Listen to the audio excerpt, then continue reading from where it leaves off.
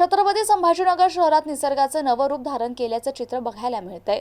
पानगळतीनंतर आता झाडांवर ताजी हिरवीगार पालवी उमलताना दिसतीये।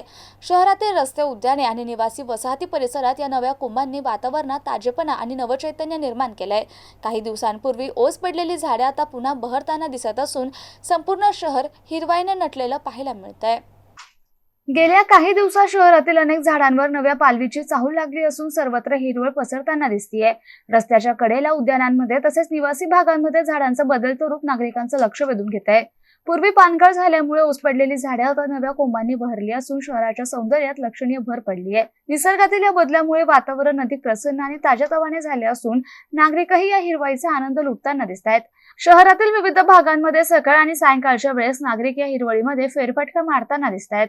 नव्या पालवीमुळे केवळ सौंदर्यच नाही तर वातावरणात सकारात्मकता आणि ऊर्जा निर्माण होत असल्याची भावना नागरिक व्यक्त करतायत। नव्या पालवीने शहर बहरलं, हिरवाईने वाढलं संभाजीनगरचं सौंदर्य।